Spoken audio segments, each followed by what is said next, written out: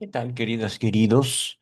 Bien, vamos a no continuar en este día, en este momento, con otro estudio de la obra de Freud, la obra de Michel Onfray, la obra de Thomas Hobbes, es lo que hemos estado leyendo para los primeros meses del año 2026. Esta grabación obedece, digamos, como a este podcast que YouTube me estaba invitando desde hace tiempo a continuar. La primera temporada del podcast todavía la conservo en mis archivos. Yo la publiqué por medios propios, es decir, invirtiendo algo de dinero en una plataforma que me permitió a su vez, no me acuerdo cómo se llamaba, era una plataforma, digamos, como de hosting. En esta plataforma yo pude apoyarme para publicar en Spotify, para publicar en otras plataformas, creo que incluso Apple Music, no me acuerdo. Esto fue durante la pandemia, tiempo durante el cual hice otras cosas, digamos, en cuestión laboral, en cuestión de iniciativa propia, que no voy a ahondar mucho al respecto. Simplemente, ¿cómo decirlo? Verán, no es una cuestión de únicamente de personal, no es una cuestión únicamente temporal, es una cuestión, yo más bien diría, contextual. Todo alrededor de lo cual no solo me encuentro sin empleo actualmente, sino que estoy generando contenido, estoy, digamos, como entendiendo y dedicando tiempo a este fenómeno que nosotros conocemos como las redes sociales. Ajá. Es algo que para lo cual yo no estoy capacitado, acostumbrado, pero sin duda es una de las opciones más recientes en cuanto a, digamos, el trabajo. Es por decirlo de una manera. Ajá. Yo fui, digamos, formado en otra clase de aspiraciones sociales. Ajá. Me refiero específicamente que a partir de que yo nazco en una familia donde mi padre es médico, mi padre tenía un trabajo, mi madre es maestra, es docente, mi madre tenía otro trabajo, pero ambos, padre y madre, formaban también parte de la estructura social de su época, mi papá y mi mamá. Mi padre como médico perteneció a un sindicato. No soy hijo de sindicalistas, sino simplemente de, digamos, trabajadores de su tiempo. Mi madre también perteneció a otro sindicato. No eran directivos, es decir, mis padres más bien gozaron de la protección correspondiente de sus sindicatos y al mismo tiempo sabían que sus sindicatos, esas instituciones sociales que todavía existen, eran lugares donde las oportunidades eran vendidas al mejor postor. Ajá. Ahorita no ahondaré mucho en cuestiones que a mí no me constan, que en cuestiones que podemos investigar, pero fuera del conocimiento, digamos, histórico, no tendríamos mucha utilidad, pero sí tiene que ver, digamos, con la forma en la cual a mí se me impone un esquema de vida. Ajá. Un esquema de vida en el cual yo tenía que estudiar de primaria a universidad, salir como profesionista, buscar un trabajo y un esquema que ahorita no puedo decir es bueno o malo, pero sí que conforma como un deseo, no solo mío, sino de muchas otras personas. Ajá. Un deseo de, entre comillas, integrarse a un mercado laboral. Ajá. Esto, digamos, no es algo nuevo. pienso yo que mis padres hicieron lo mismo que a mí se me pide hacer: estudiar, trabajar y hacerse de no un dinero, sino de una vida. Ajá. Aquí, digamos, el trabajo, o al menos en este esquema que ellos vivieron, el trabajo se presenta como una alternativa al comercio, que es otra forma de trabajo, pero que en caso de mi familia se impone esa particular forma de crecer, ¿no? Esa particular forma de hacer la vida: estudiar, trabajar, tener familia, etcétera. Ajá. Por supuesto, algo que ocurre en la vida de mis padres y algo que a mí no me toca vivir es esa protección de los sindicatos. En algún momento de mi trayectoria laboral, yo hago el intento de entrar al sindicato de la Secretaría de Salud de la Ciudad de México, me parece. No sé si es sindicato local, sindicato nacional, no lo sé. Pero dado que mi padre fue trabajador no del sindicato, sino de la Secretaría de Salud en México, y me acerca, digamos, a las oficinas de recursos humanos, ajá, no sindicales, sino más bien gubernamentales.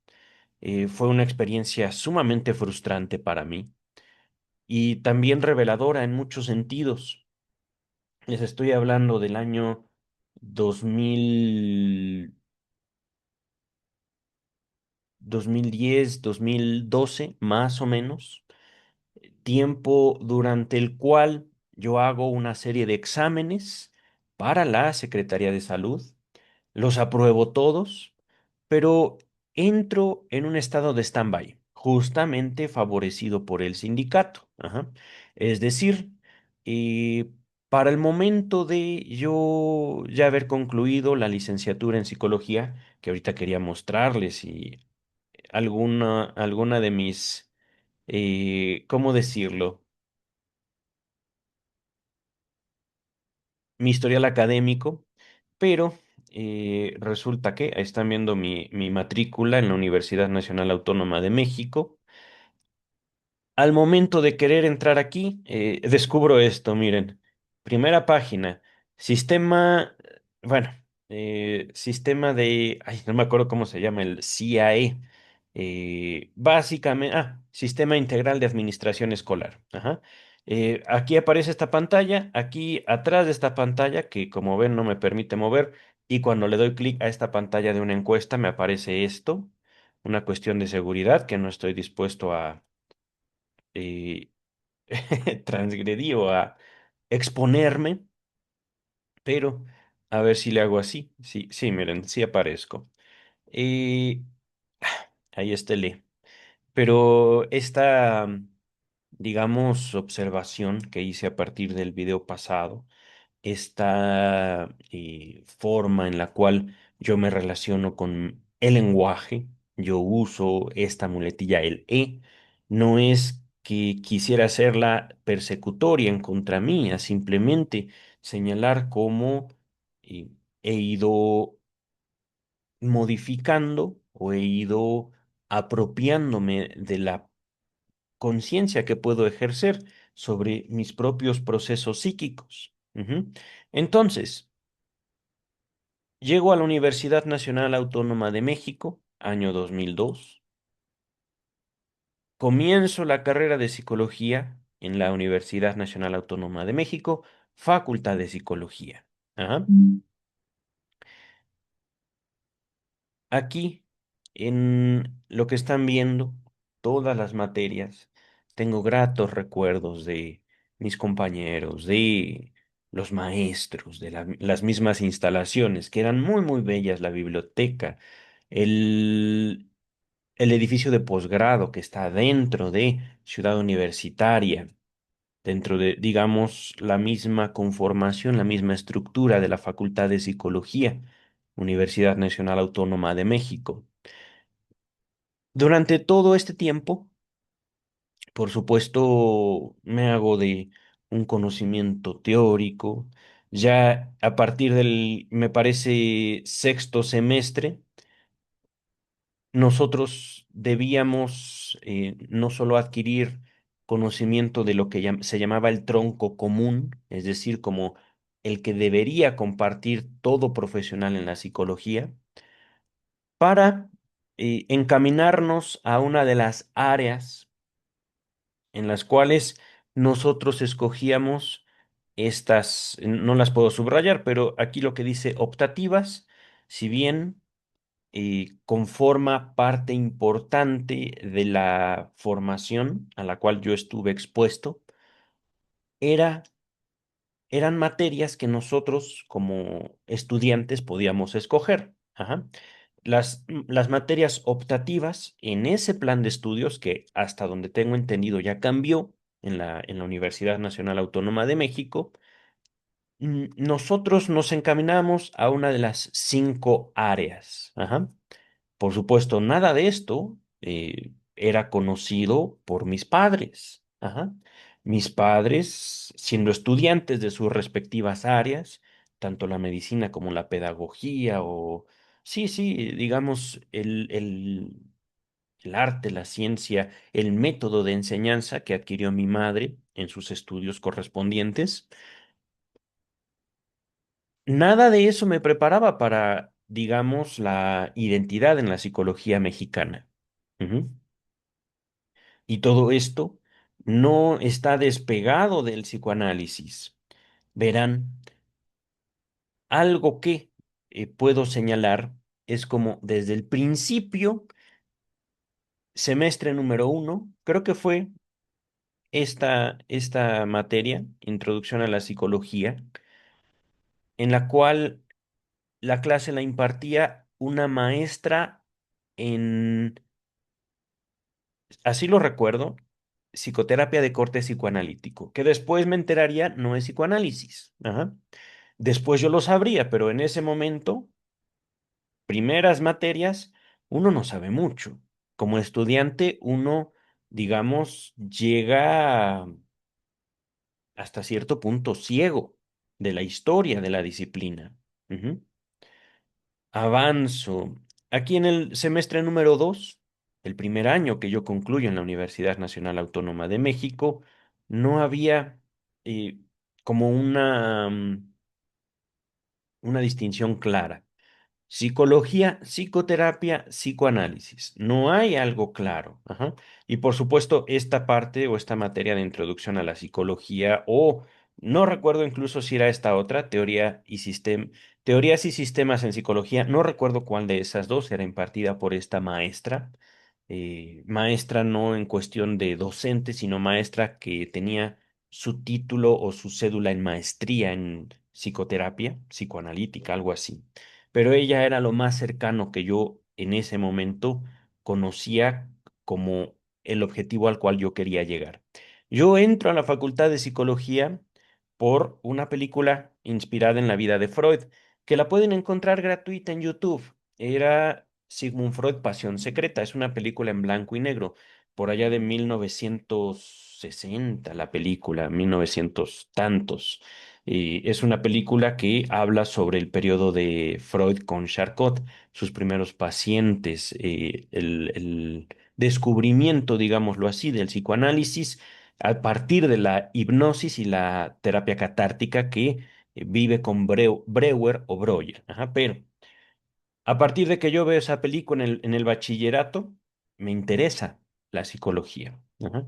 Quiero yo saber de qué trata la psicología y justamente, podría yo decir, es como el campo que yo encuentro de unión entre la medicina, que era representante de mi padre, y la enseñanza, la pedagogía, que era mi madre. Ujú. A ese momento, a ese momento de estudiar yo psicología, no sabía que era justamente esa unión, pero ya poco a poco lo fui integrando. Ujú.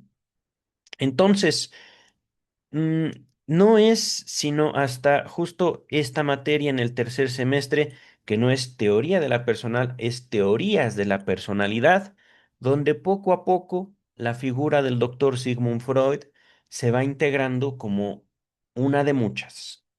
Ajá. Una voz dentro de un universo. Ujú. Recuerdo que en esa materia, teorías de la personalidad, se hablaba no solo de Freud, se hablaba de Skinner, se hablaba de Pavlov, se hablaba de Maslow, se hablaba de... ¿Quién más? ¿Quién más? Creo que eran Piaget, por ejemplo, los más sobresalientes. No escuché de Lacan, sino ya está avanzado mi plan de estudios, pasados varios años dentro de la Universidad Nacional Autónoma de México.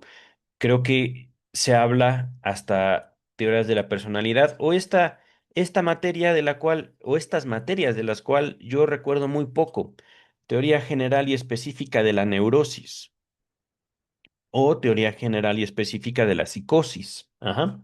Estamos hablando ya de materias que yo tomé hacia el final de mi vida universitaria, pero que realmente no recuerdo con claridad.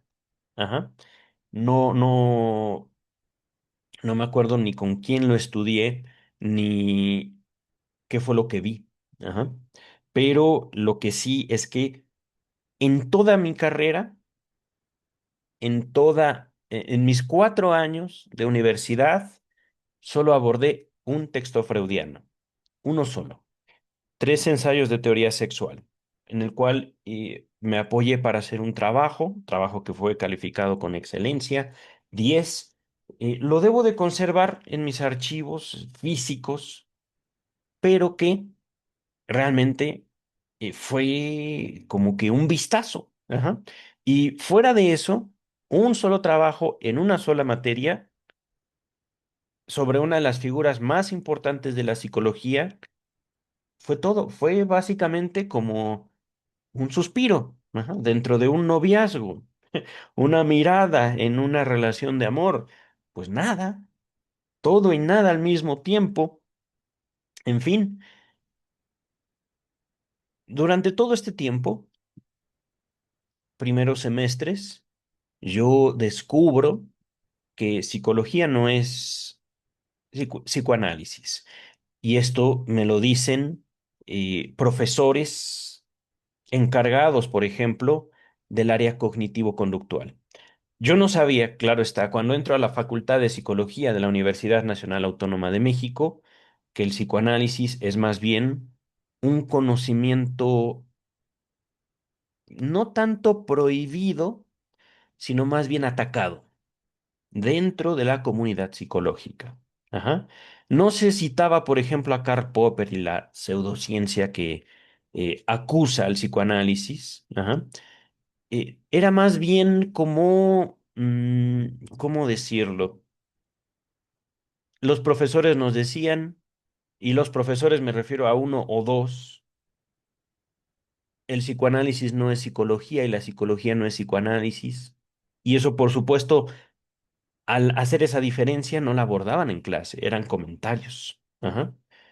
Pero yo quería saber de psicoanálisis, pero sin embargo estaba enrolado como estudiante de psicología. Ajá. No recuerdo quién lo hizo, pero por supuesto, dentro de todo este universo teórico práctico, estoy hablando que, digo, no pienso ahorita contar, pero más o menos 50 60 profesores. Solo dos me dijeron eso. Psicología no es psicoanálisis. Ujú. Y no lo dijeron para ahondar en ese conocimiento durante sus clases, sino simplemente, ah, como quien quiere la cosa, como que, como un comentario, incluso podríamos decir, afuera de su propia cátedra. Ajá. Y aún así, aun cuando estos dos profesores decían, psicología no es psicoanálisis, algunos de mis profesores se apoyaban directamente, tal vez no en un psicoanálisis, pero sí en una psicoterapia psicoanalítica.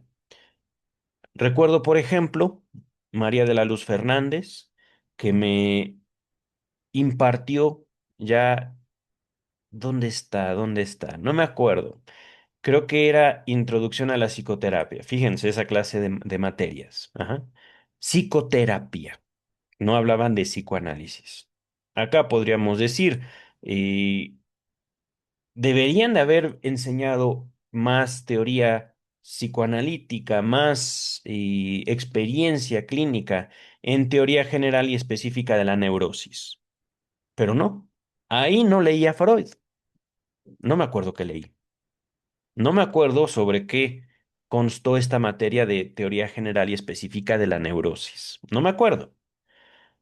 Pero María de la Luz Fernández nos hablaba, creo que era teoría de la entrevista o algo así. ¿Dónde está? ¿Dónde está? No veo. Aquí está teoría y técnica de la entrevista. La recuerdo a ella porque hacía clases a veces en el aula, a veces directamente en la cámara de GESEL, que son estos, digamos, como cuartos unidos por un espejo donde solo se ve en una dirección, la cámara de GESEL. Ajá. Y recuerdo que la maestra María de la Luz Fernández, creo que era doctora, no doctora en el aspecto médico, sino con un doctorado en psicología, me parece, no lo recuerdo bien, nos invitó hacia la población, a los estudiantes de su grupo. ¿Quién quiere pasar a hacer la entrevista? La primera entrevista. Y yo. El resto de mis compañeros se quedó calladito porque nos daba miedo. A mí me daba miedo y aún así fui. ¿Por qué? Porque sabía que iba a estar acompañado de la maestra. Ya entrevistando a una persona que iba a buscar atención psicológica, no por mí, sino por los estudiantes de posgrado en el edificio de posgrado de la Facultad de Psicología. Y por supuesto, retomo, ajá, el psicoanálisis, el texto freudiano, digámoslo así, el cuerpo de conocimientos freudianos, como que estaba a la fuerza en el programa de estudio. Como estudiantes no teníamos tiempo de leer, digamos, por una iniciativa propia, los textos de Freud. Estábamos preocupados por muchas otras cosas más. No solo nuestra vida universitaria, nuestra vida académica, también nuestra vida social. Ujú. Ahorita no entraré mucho en detalle de mi propia vida social, solo diré que estudiando en la universidad fue donde conocí a mi ex esposa, mi actual ex esposa, pero en ese tiempo mi novia. Pasé la mayor parte de mi vida académica acompañado por ella. Con ella, y sí, con ella hice, no mi examen profesional en el sentido de una presentación de una tesis, que era una opción, con ella hice mi examen general de conocimientos a través del cual obtuve mi cédula, mi título profesional. Ajá. Fuimos la primera generación que hizo el examen general de conocimientos como una de las opciones a titulación. Pero, regresando, el psicoanálisis, digamos, aparece como palabra esporádicamente en algunas materias y en toda digamos, todo el historial académico, yo solo leí un solo texto de Freud. Ahorita ya sé, les puedo decir que ese texto forma aproximadamente entre el 3 y el 5% de, digamos, el cuerpo teórico más importante de Freud. Tres ensayos de teoría sexual. Por supuesto que ahí no se habla mucho de lo inconsciente. Y de hecho, a pesar de que nosotros como estudiantes no teníamos ninguna formación propia en psicoanálisis, hablábamos de eso, inconsciente y sexualidad y ya, parle de contar. ¿Por qué? Hablando de neurosis, hablando de psicosis, entraba más bien a un asunto de conocimiento popular. Ujú. Recuerdo incluso, no sé si fue en esta materia y no sé si fue en un grupo mío o en un grupo en ese momento, mi novia, mi pareja, se hizo un trabajo, una investigación sobre asesinos en serie. Ajá. Y fue una iniciativa de algún compañero o compañera, no recuerdo que haya sido mía, a lo mejor lo fue, ya no me acuerdo, pero si hubiera sido mía, lo hubiera conservado. Ajá. así como conservé aquellos trabajos, que fueron uno o dos, digamos, que yo recibía de puño y letra de mis profesores. Excelente trabajo. Uno de ellos, Gilberto Limón, no me acuerdo qué materia me dio, pero me dijo, deberías publicarlo. Y dije, ah, mira, qué lindo. Y también me gustaría, ¿por qué no? Eh, y esto por allá de 1900, no, el 2000, yo comencé en el 2002, finalizo con ya mi título, mi cédula 2006. Ajá. A partir del 2006 yo comienzo a trabajar ya y justamente inspirado por la experiencia con la doctora María de la Luz Fernández, o Hernández, Fernández me parece. María de la Luz Fernández. Recuerdo que ella, en esa entrevista que tuve, guiado por ella, ya con una población real, la doctora identifica que el paciente tenía problemas de adicciones. Y la doctora dice el comentario, son las poblaciones más difíciles. Y yo dije, yo quiero saber, ajá, yo quiero conocer. Ya termino mi carrera, 2006, así ya con título y cédula. De hecho, antes de tener el título y cédula, antes de haber hecho mi examen general, yo ya contaba con mi cédula de pasante, me parece, un documento, digamos, que nos avalaba para ejercer la psicología. Me había yo acercado a algunos colegas con la intención de conocer más a profundidad el ejercicio de la psicología. Ajá. Ya colegas con la carrera terminada, con experiencia, a partir de una serie, digamos, de contactos que yo hago, ya como, digamos, habiendo acabado mis créditos, más o menos 2006, 2005, 2006, eh, establezco contacto con mi primera jefa, mi primera, digamos, supervisora, la doctora Marta Centurión Acosta. No sé si siga viva, espero que sí. Ya era una persona muy mayor cuando yo la conocí por allá por el 2006, más o menos. Octubre del 2006 yo comienzo mi práctica supervisado por la doctora Marta Centurión Acosta, quien hasta donde yo tenía conocimiento, la última vez que la vi fue por allá por el año 2000, hace poco, de hecho, 2025, 2024, que fue cuando yo la vi por última vez. Ya tenía cerca de 90 años la doctora, pero seguía dando clases en el Politécnico. Fue un poco antes de la pandemia, no, un poco después de la pandemia. Entonces fue mucho más atrás. Porque recuerdo que ella daba clases en el Politécnico justamente por cuestiones tanto de su edad como de la misma pandemia, cuestiones sanitarias. Sus clases eran por Zoom o por Google Meet, no me acuerdo. Pero mm, trabajé con ella y trabajé con un grupo de psicólogas, psicólogos en atención a pacientes con adicciones. Esto, digamos, tiene un contexto más profundo, pero en cuanto a la intención de estudiar el psicoanálisis, no digamos como parte de la formación psicológica que yo tuve, sino como algo más. Empieza justo, yo creo que desde mis primeros semestres, si bien ningún maestro se sentó a decirnos psicoanálisis no es psicoterapia y la psicoterapia tampoco es lo mismo que la psicología. Ninguno lo hizo. Es algo que se hablaba entre nosotros como alumnos, como interesados en una actividad económica, porque después de todo íbamos a la escuela para trabajar. Era lo que queríamos hacer todos, todos. Y justo ya desde los primeros semestres se empiezan a señalar estas 5 áreas de la psicología. A lo mejor ahorita el plan de estudio ya contempla más, contempla menos, no lo sé.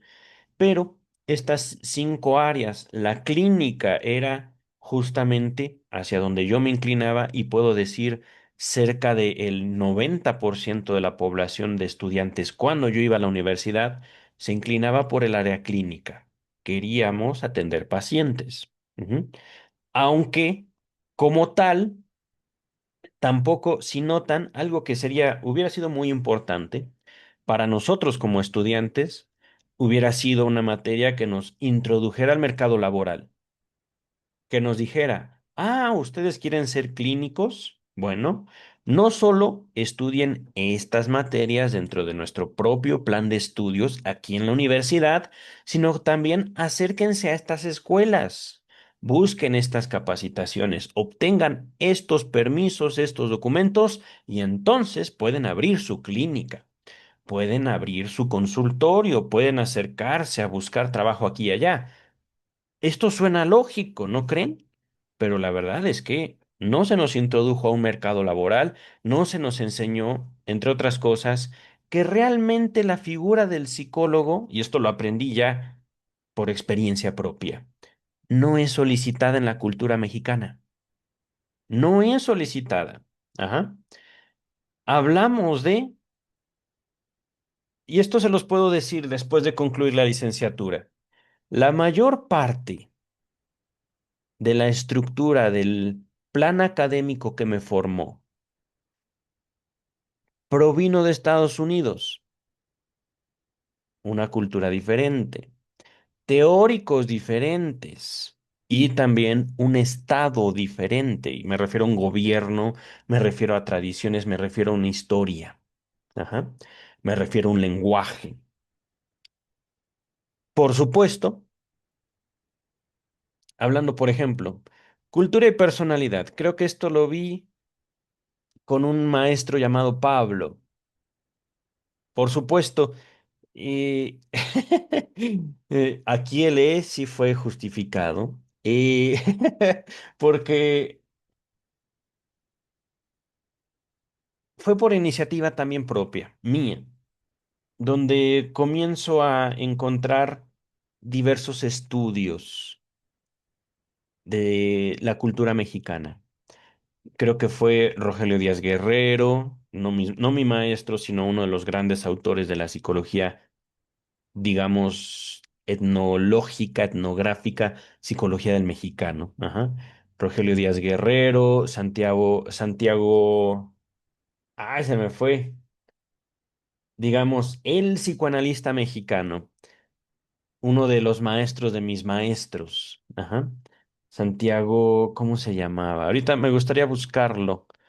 Santiago Ramírez. Miren, Ramírez. Yo no tomé clases con él, pero por supuesto que parte de sus libros formaban parte, o algunos de sus libros formaban parte, tal vez no del plan de estudio, pero sí de la biblioteca de la Facultad de Psicología.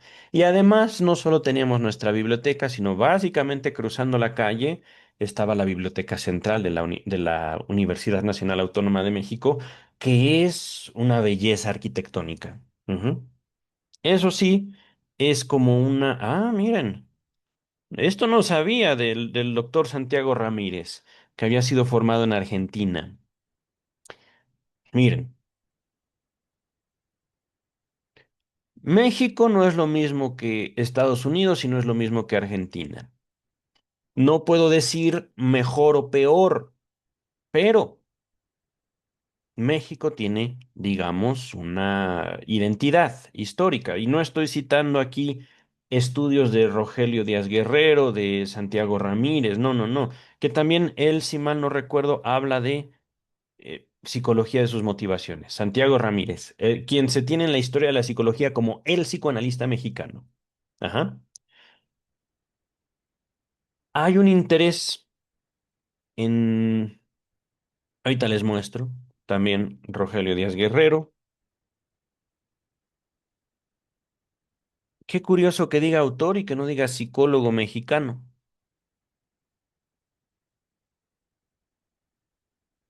Qué curioso. Y él no tiene página de Wikipedia. Miren, miren, pero este es un libro. de Rogelio Díaz Guerrero. Ajá. Y creo que está, digamos, el edificio A de la facultad, el área de las aulas está en el edificio A. Enfrente del edificio A de la Facultad de Psicología está el edificio de posgrado, que es un edificio también muy bello. Y a un lado del edificio de posgrado, digamos, si tienes el edificio de posgrado de frente del lado izquierdo, está lo que se conocía como los laboratorios de cómputo. No me acuerdo cómo se llamaban, pero frente a estos que yo llamo laboratorios de cómputo o centro informático, no me acuerdo. Laboratorio digital, no me acuerdo. Pero bueno, entre el edificio de posgrado y la biblioteca de la Facultad de Psicología, que era el edificio B, me parece, el área de laboratorios, está enfrente de este laboratorio digital, no me acuerdo cómo se llamaba, estaba una estatua pequeña del doctor Rogelio Díaz Guerrero. Ajá. Y justamente a el doctor Rogelio Díaz Guerrero se le recuerda como uno de los más grandes exponentes no del psicoanálisis, sino de la psicología. Pero, repito, Santiago Ramírez, uno de los maestros de mis maestros. Pienso en Armando Navarribera, pienso en José de Jesús González Núñez, pienso también en Ana Mari Brugman, que todos ellos sí fueron maestros míos. Y también uno de mis maestros, que no puedo evitar recordar por ser, digamos, el mayor antagonista del psicoanálisis, Héctor Lara Tapia, en todas sus clases. No había una sola de sus clases donde este gran neurólogo se burlaba del psicoanálisis. Le decía circoanálisis esto, circoanálisis aquello. Y claro está, sin poder explicar ninguno de sus conceptos, ni la práctica misma, simplemente, y esto es algo que sí ahora yo le reconozco al doctor Héctor Lara Tapia, confundía psicoanálisis y psicoterapia, pero no era una confusión atribuible solo a él. No era que solo él, digámoslo así, estuviera equivocado. No, es que es, digamos, como parte de lo que ocurre en el psicoanálisis o en la historia del psicoanálisis en México, que yo quisiera escribir y documentar más formalmente. Ajá. No solo hablamos de figuras como Santiago Ramírez, les repito, maestro de algunos maestros que yo tuve en la Universidad Nacional Autónoma de México, sino también de la influencia de uno de los, yo podría decir, las figuras que rayan entre el psicoanálisis y la psicoterapia, Eric Fromm.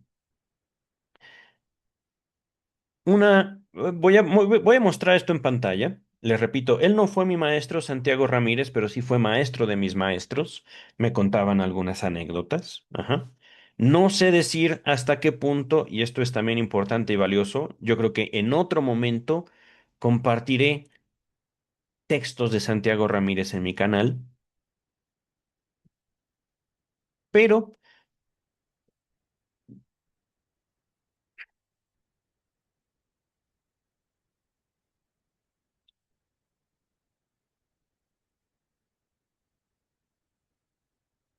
fíjense esto,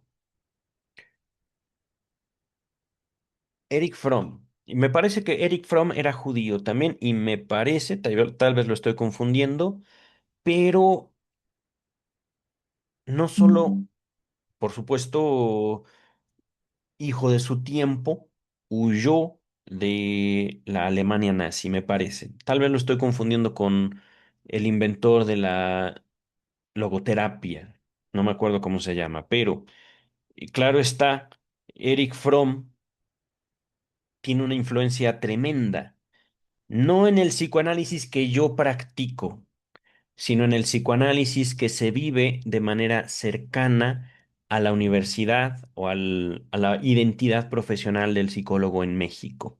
Ajá. Yo no sabía esto cuando incluso estudió toda la carrera en psicología. Yo no sabía, por ejemplo, que había vivido literalmente Fromm aquí. Simplemente yo lo tomaba como uno de tantos, ¿no? Freud la cabeza, pero después de Freud, al menos en la universidad, no se nos enseñaba, digamos, este antagonismo del psicoanálisis per se, del psicoanálisis puro, digámoslo así, con la universidad, con, digamos, estas jerarquías sociales, que ahorita lo puedo nombrar, ahorita lo puedo ver. Ajá.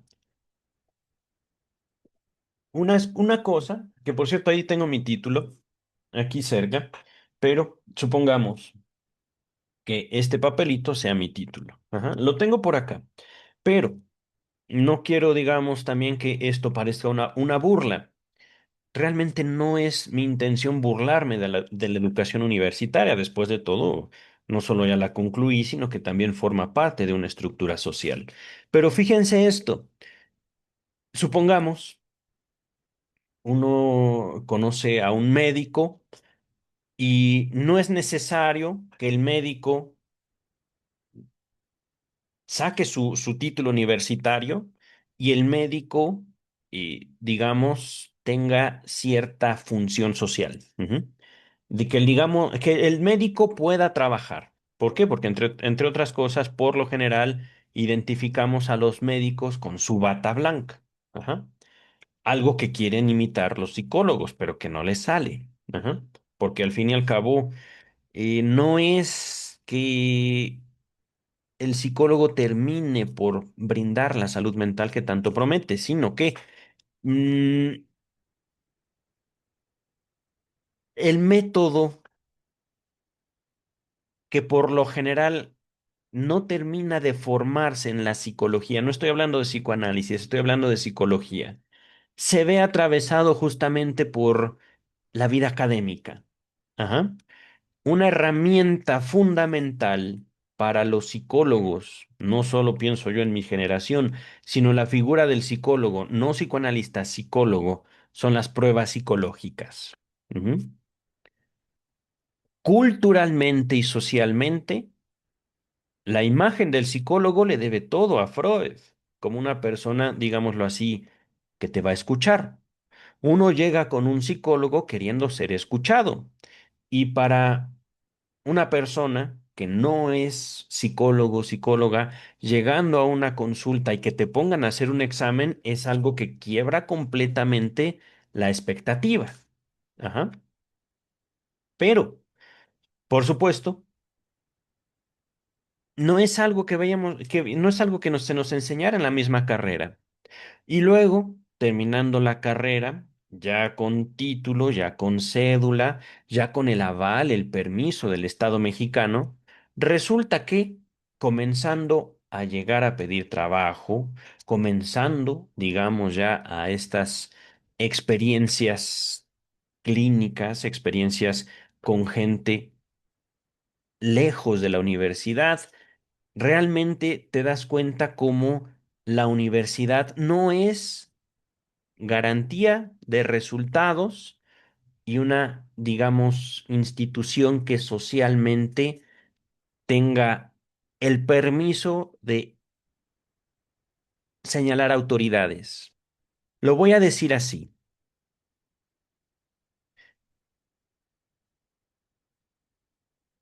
Hay una historia justo que une a las figuras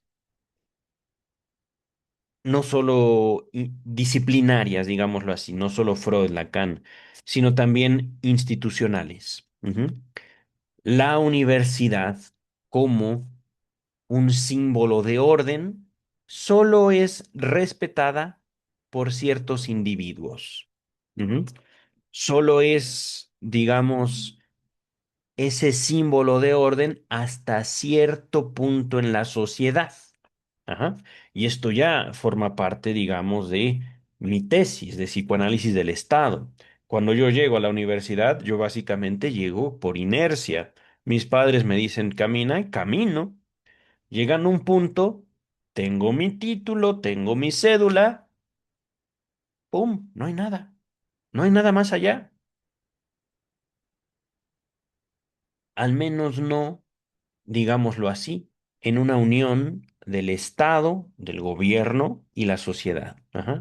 Ya cuando te apoyas en el lazo social, ya cuando demuestras que tu valor no depende de un papelito, sino de no solo la influencia que puedes tener hacia tus semejantes, sino también el trabajo que puedes hacer en ellos, entre ellos, con ellos, es cuando adquieres un valor como persona. Y justamente forma parte de este vacío en la preparación. No hay una introducción al mercado laboral. No se dice puedes, no se dice camina por acá, como lo hubieran hecho mis padres, ¿no? Como si hubiera un camino. Ujú. Es que por un lado, me da risa, no tanto por coraje, me da risa, ¿por qué? Estudié yo en un momento específico de la historia, ¿no? Un momento en el cual, le soy sincero, mientras yo estaba estudiando los últimos semestres, mis últimas materias, aparece una cosita llamada Facebook, la primera red social, digámoslo así, que al menos aquí en México, al menos en mi generación, esto de MySpace, que podemos decir fue el antecesor de Facebook, no pegó tanto. Se escuchaba, pero nada más. Ya con Facebook, y de hecho, creo que yo 2005 más o menos, creo mi primer perfil en Facebook, era como una novedad. No era una cuestión tanto de compartir memes, era, por ejemplo, tomarse una fotografía, compartir un pequeño estado, un texto chiquitito. Twitter también se hablaba, pero Twitter permeó mucho menos. Yo nunca tuve una cuenta, digamos, activa en Twitter. La abrí, pero nunca la toqué. Ajá. Instagram para nada.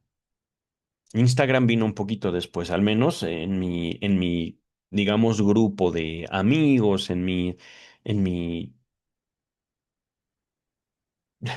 nicho, en mi círculo social. Ajá.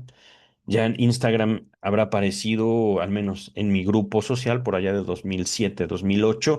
Y claro está, para 2007, 2008 yo ya estaba trabajando, supervisado por la doctora Marta Centurión Acosta, ujú, quien no solo mi supervisora había pasado por toda su licenciatura en psicología, creo que ella también estudió en la facultad, no me acuerdo bien, facultad de la UNAM, facultad de psicología. Pero ella había tomado sus... eh, Ella había tomado sus grados de maestría y doctorado en la Universidad Panamericana. Pero justo fue, digamos, como parte de la, no solo historia del psicoanálisis en México, la conformación de la identidad del psicólogo, del mexicano, algo que yo señalo en mi libro, El origen de la ley, como una mezcla, ajá, como un experimento, básicamente, y un experimento en el cual poco se habla de esta no solo identidad cultural, no solo, digamos, construcción de la cultura, sino también de las dominancias. Ajá. Y aquí señalo a Eric Fromm, al menos en mi experiencia, no tanto como un representante del psicoanálisis mundial, sino como un representante del pensamiento estadounidense. A pesar de que, hasta donde yo recuerdo, Eric Fromm no era norteamericano. Pero miren, justo aquí empezamos a ver algo que permea en el psicoanálisis después de la muerte de Freud. Ujú. Llegaremos a estudiar este fenómeno del freudomarxismo mucho más detalladamente y yendo a las fuentes. que las fuentes tienen mucho que ver justo con la identidad argentina. El freudomarxismo, hasta donde yo tengo conocido, no explota en Europa, porque en Europa primero hubo un Freud y seguidito hubo un Lacan. Y justamente en este nacimiento de una política de salud mental después de la muerte de Sigmund Freud, podemos decir que la respuesta europea fue Jacques Lacan, mientras que la respuesta americana fue el freudomarxismo. Ajá. Es decir, el psicoanálisis nace de la medicina. Freud era médico, no era psicólogo, no era psicoterapeuta. Freud usa la palabra psicoterapia, pero no con el significado que le daríamos después. Ajá. Tiene derecho Freud de usar la palabra como él quiera, como él pueda, ajá, con el significado que él quería. Pero justo aquí en México, no tanto por culpa o por responsabilidad de Eric Fromm, yo más bien señalo como la influencia de la Asociación Psiquiátrica Americana, esta demanda sobre la psicología, no el psicoanálisis, sobre la psicología, salud mental. Tienes que dar salud mental porque ahí está tu función. Yo, Asociación Psiquiátrica Médica Americana, te digo a ti, psicología, tú tienes que dar salud mental. Por supuesto, esto yo no lo supe durante toda mi formación como psicólogo. Ahorita lo puedo mencionar justamente, no solo por mi paso por mi propio análisis, sino mi paso por toda la obra freudiana y, digamos, por esta experiencia también profesional como psicólogo en la Ciudad de México. Ajá. Pero bueno, ya esto lo he explicado, lo diré brevemente. Termino mi licenciatura, mis estudios profesionales en el 2009.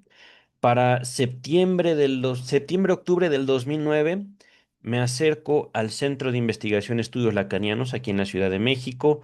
Comienzo mi seminario de formación como psicoanalista del 2009 al 2012 y, algo que yo no tenía conocimiento durante toda mi carrera universitaria fue que hay un psicoanálisis, digamos, como relación humana, como relación médico-paciente, como, no es igual, pero es como, ajá. Pero también hay un psicoanálisis interminable desde que estaba Freud. Freud le dedica un texto, análisis terminable e interminable. ¿Qué quiere decir eso? Bueno, es que no se trata, y esto para mí era muy complicado. Yo como salgo como psicólogo 2006, durante el 2006 al 2009, tengo yo como, aun cuando estaba supervisado por una terapeuta, por una doctora, ajá, creo que era maestra en teoría psicoanalítica o maestra en psicoanálisis terapéutica, algo así, no me acuerdo. El grado de maestría de la doctora Marta Centurión Acosta. Y tenía, creo que era doctorado en terapia familiar. No me acuerdo, era a lo mejor al revés. Maestría en terapia familiar y doctorado en psicoterapia psicoanalítica, no me acuerdo. Pero durante 2006, 2009, 2006-2009 tiempo en el cual yo trabajo para la doctora Marta Centurión Acosta como terapeuta, ajá, supervisado con mi propia terapia, es decir, yo en esta comunidad clínica que ella funda, donde yo trabajo con otros psicólogos, algunos con cédula, otros en proceso empiezo a acumular un conjunto de dudas sobre la salud mental, sobre el proceso terapéutico. Ajá. Yo no veía práctico y es algo que de lo cual la doctora también a veces se burlaba, a veces atacaba al psicoanálisis clásico, siendo ella como el nuevo psicoanálisis o algo así. No me acuerdo ya también cómo ella nos hablaba o nos instruía. Ujú. Con ella leí a, no Wilhelm Wundt, era Kuhn, no me acuerdo, un autor de los psicoanalistas o de los últimos, pero norteamericano, que yo dije, ¿qué diablos es esto? Kant, no era Kant, no, no era Kant. Kant era filósofo. Wilhelm Kunt, no era Wundt, no me acuerdo. Pero mm, estas dudas que yo adquiría era sobre el fin específico de la psicoterapia, no del psicoanálisis. Luego me entero, ya después de mi formación como psicoanalista, después de mi experiencia en análisis, que el análisis para un analista finaliza con su muerte. Y esto no como relación terapéutica. Ajá. Aquí estamos hablando del análisis interminable. Ujú. Más o menos, no lo dice así Freud en su texto que les dejo en la descripción. Dice como, mejor no trato de citar el texto que ahorita no lo recuerdo, lo tengo en mi canal de YouTube. Lo prometo revisar, pero una cosa es como una persona curiosa que no necesita ser médico se aproxima al psicoanálisis como, digámoslo así, no una experiencia transferencial, sino, digámoslo así, mera curiosidad. Ajá. Alguien escucha la palabra por ahí, decide investigar, tal vez se mete ya a Google y dice, ¿qué es el psicoanálisis? Le contesta una inteligencia artificial, le dice, léete esto. Ok. O revisa estos canales de YouTube, que espero que alguno de ellos sea el mío. Ok, me pongo a investigar. Una persona X no está buscando salud mental, no está buscando sus prepararse para sus exámenes en psicología, en psiquiatría, en medicina, en pedagogía.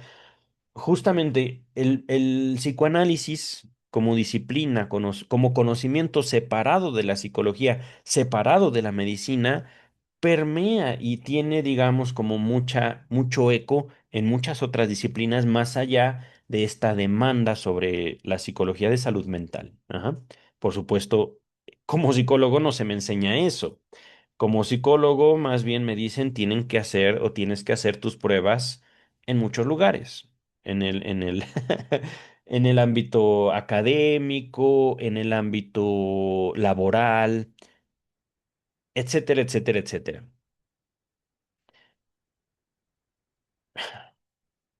Es curioso eso. ¿Para qué hacer pruebas? También me pregunto. Adquirí mucha inseguridad, muchas dudas con esta experiencia profesional, mi primera experiencia profesional, como profesional en psicología.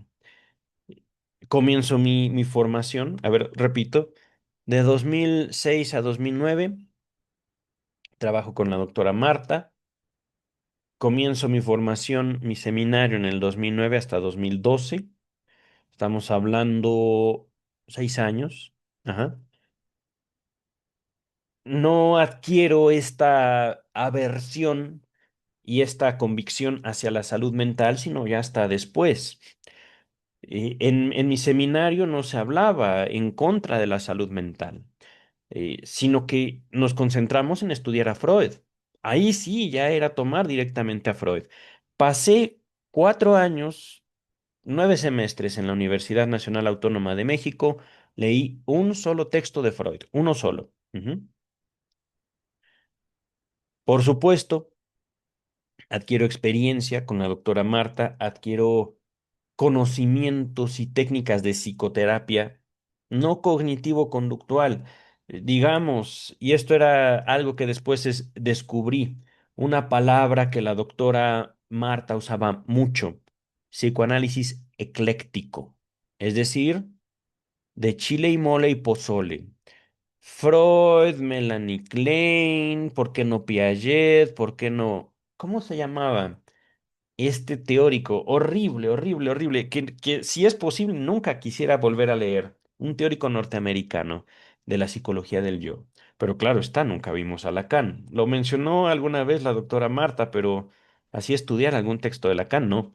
Nunca tocamos a Freud con la doctora Marta, nunca. De hecho, ella prometió regalarme sus obras completas de Sigmund Freud porque yo tenía mucho interés, pero en su momento pues no ocurrió. Ajá. Digamos, me separo del trabajo con la doctora Marta un poco antes, tal vez después, no me acuerdo, pero ya esta separación se concreta mientras yo ya estudiaba el seminario en psicoanálisis. Ajá. Pero ya leyendo a Freud, digamos como era un universo diferente. No era lo mismo que la universidad, no era lo mismo que con la doctora Marta.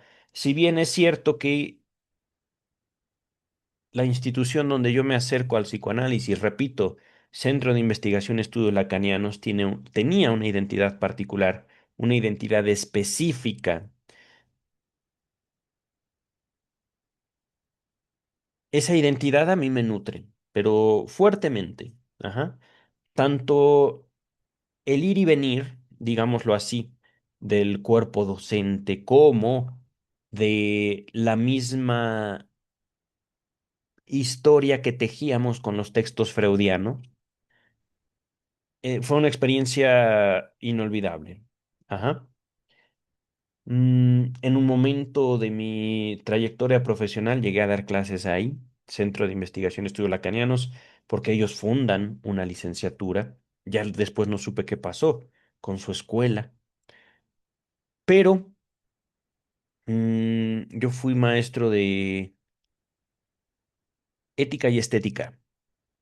Así nombraron su materia. Y por supuesto, ética y estética en la obra freudiana.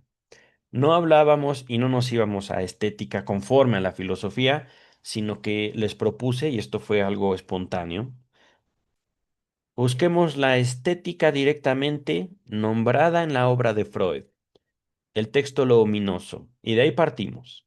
Fue una experiencia linda y experiencia que yo tuve que interrumpir porque se me ofreció un trabajo, si mal no recuerdo, en Oceánica como psicólogo.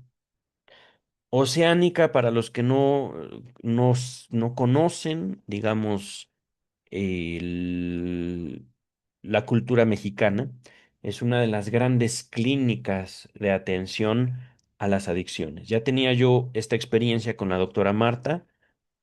A partir de esa experiencia, ya como profesional en la psicología, yo llego primero al Instituto Mexicano de las Adicciones y luego a la clínica de Oceánica, aunque no en su clínica de, creo que es Puerto Vallarta. Las adicciones es un tema, no es complejo, es realmente muy político. Ajá. Nuevamente. Gran parte, digamos, del problema de la identidad del psicólogo mexicano es la influencia de la psicología en Estados Unidos. Ujú. Nosotros como psicólogos debemos, y esto es algo que al menos a mí no me parece tan correcto, seguir procesos que establecen los gringos. Si los gringos dicen esto es azul, nosotros como psicólogos mexicanos no decimos los gringos dicen que es azul, no, decimos esto es azul, porque lo dijo él, el gringo. Pero, al menos desde mi perspectiva, las adicciones no es un problema de salud mental, es un problema político. ¿Por qué no es un problema de salud mental? Primero que nada, porque la salud mental no existe. Ajá.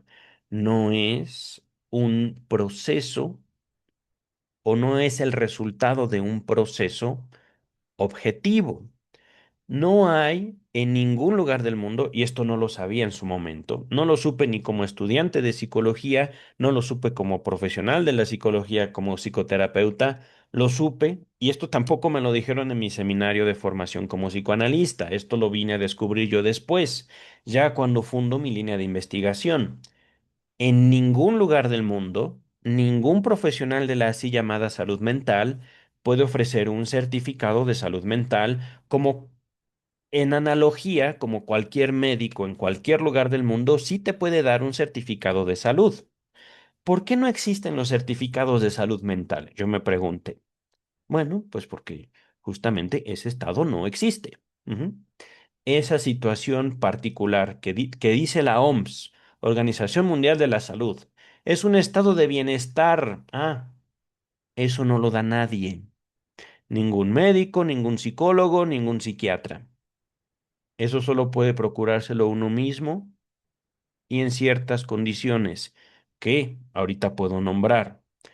Radica mucho en la capacidad de una persona de tolerar incomodidades que nunca pasarán, aceptarlas y al mismo tiempo una satisfacción que por supuesto no hay garantía. No estoy aquí hablando de que culpa del psicoanálisis, culpa de la psicología, culpa de la psicoterapia, de la psiquiatría. No, queridas, queridos. Aquí estoy señalando el origen mismo de la salud mental. La incapacidad de ciertas personas de decir, estoy tranquilo, estoy feliz conmigo mismo y con mi vida. Incapacidad, que también podemos decir, como lo acabamos de ver hace no mucho tiempo en la lectura de Leviatán de Thomas Hobbes, hay gente que le gusta andar chingando, ya sea a los médicos, psicólogos, psiquiatras, al Estado mismo o a ellos mismos. Como no tengo a nadie quien molestar, pues me estoy fregando a mí mismo. Es que no tengo trabajo, es que mi mujer, mis hijos, mi jefe, la vida, Dios, el Estado, bla, bla, bla, bla, bla, bla, bla, bla, bla, uf, etcétera. Queridas, queridos. Y eso es algo también, señalémoslo, bueno si se sabe encauzar la incomodidad que las personas pueden tener para consigo mismas. Una cosa es decirnos soy víctima del destino, Dios no me quiere, Dios me odia. Y otra cosa es decir, maldita sea la vida es una cabrona, pero le voy a chingar. Me voy a poner a trabajar y me voy a imponer a la vida misma. No es lo mismo que podemos decir justamente el grado de insatisfacción que puede tener un individuo para consigo mismo y sus condiciones de vida no necesariamente lleva a una situación de enfermedad mental, como dice la OMS.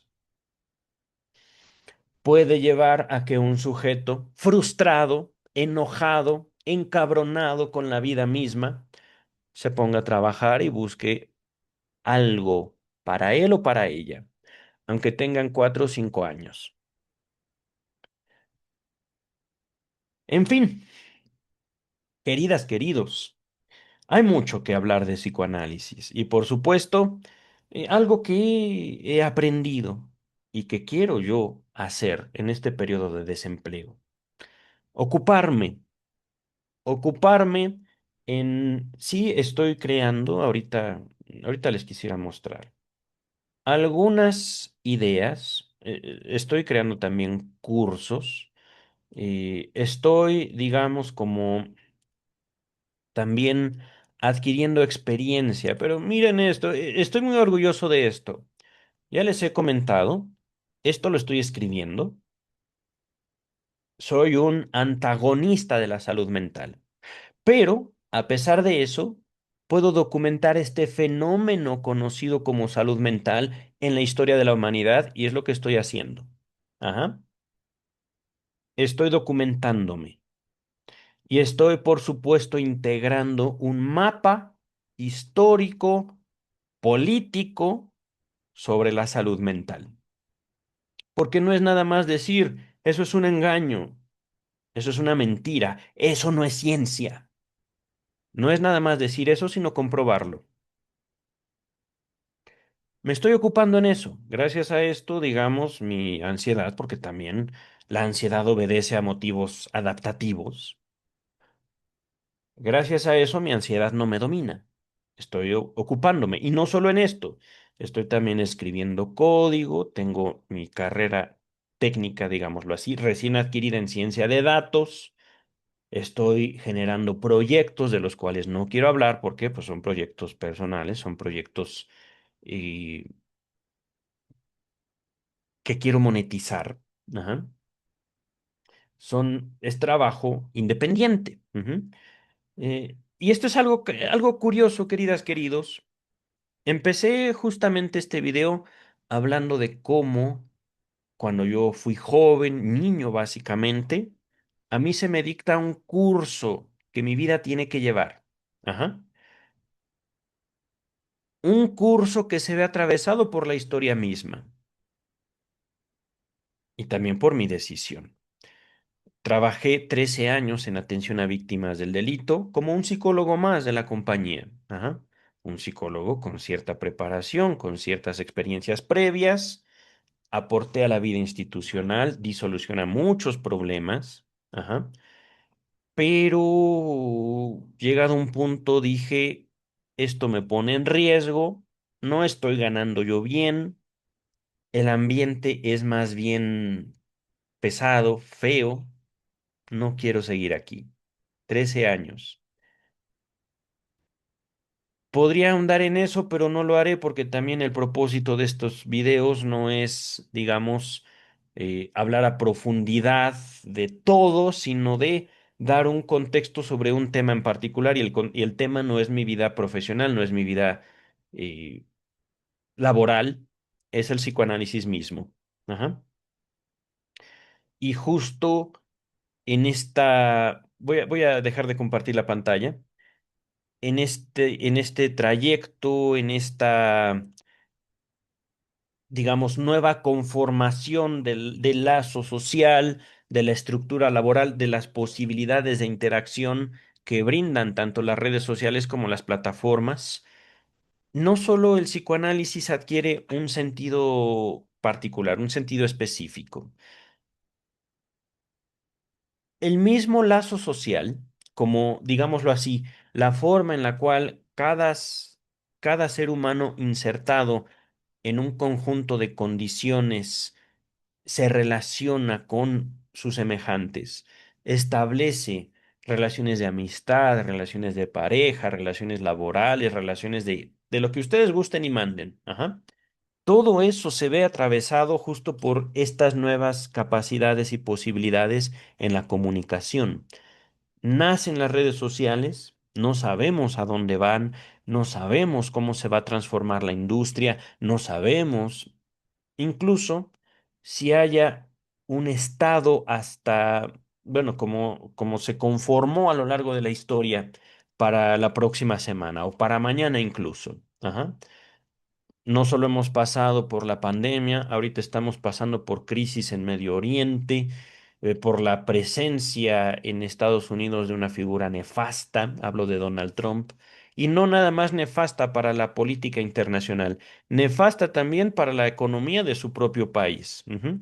El sujeto se hace millonario cada vez más, pero el Estado, o mejor dicho, el país, la economía del país estadounidense está cada vez peor. Ajá.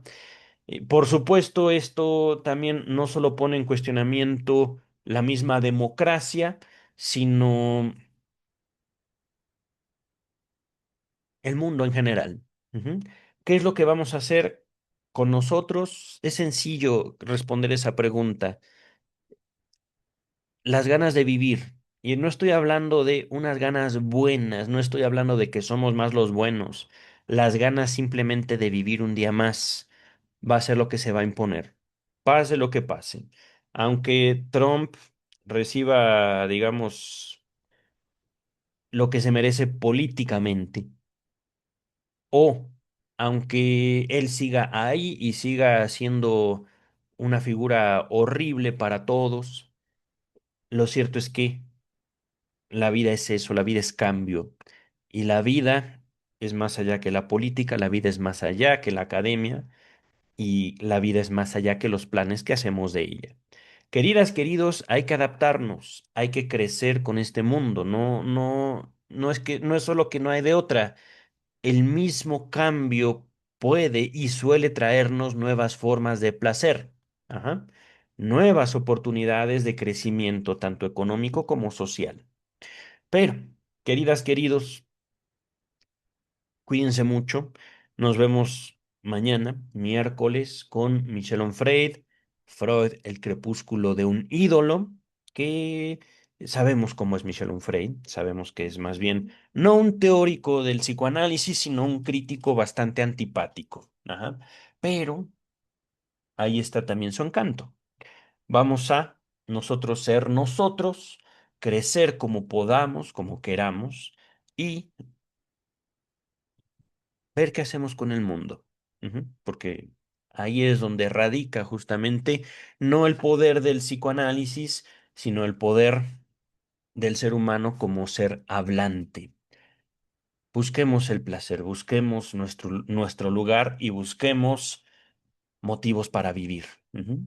Cuídense mucho. Bye.